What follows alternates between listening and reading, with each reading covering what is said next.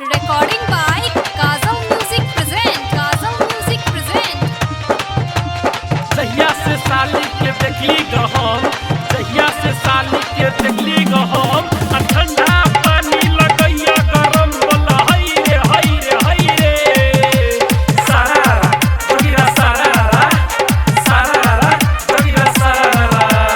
होली में देखियो भैया के साली लगै छै जे मैं दही के छाली।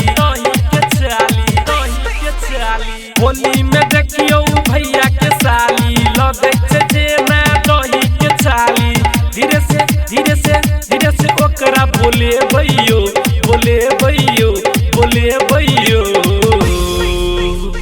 अपन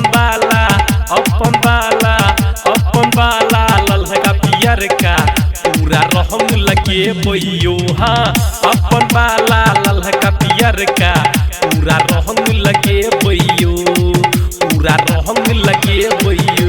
होली में नहीं छोड़ बहू के कोरिया, होली में नहीं छोड़ बहू के कोरिया। सरारा जोगिरा सरारा। होली में भौजी के उज्जल अनाज, होली में भौजी के उज्जल अनाज।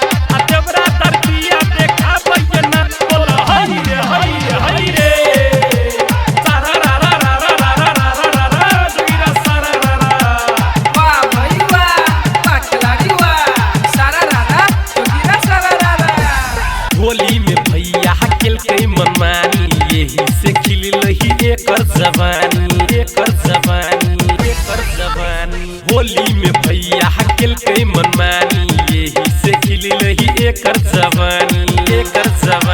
भांग के गोला हम घोरे बही साथी सबके से हो पिए। भांग के गोला हम घोरे बही भैया साली के हम पिए। अपन पिचकारी सटे बैयो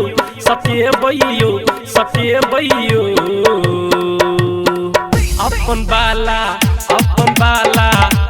बाला ललका पियर का पूरा रहंग लगे बैयो। हाँ अपन बाला ललका पियर का पूरा रहंग लगे बैयो, पूरा रहंग लगे बैयो। आप सुन रहे हो काजल म्यूजिक की प्रस्तुति। सरसों के साग भौजी तोरा गेल सरसों के साग। आ कथी ने कथी देख लागल बोखर बोला हई रे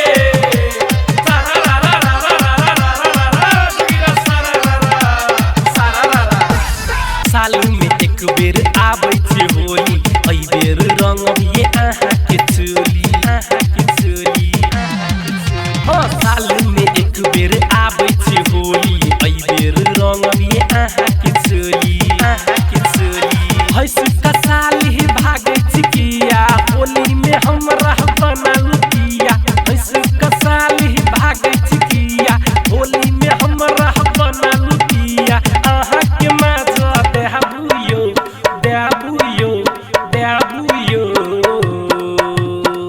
अपन बाला ललका पियर का पूरा रहंग लगे हाबुयो। हाँ अपन बाला ललका पियर का पूरा रहंग लगे हाबुयो, पूरा रहंग लगे।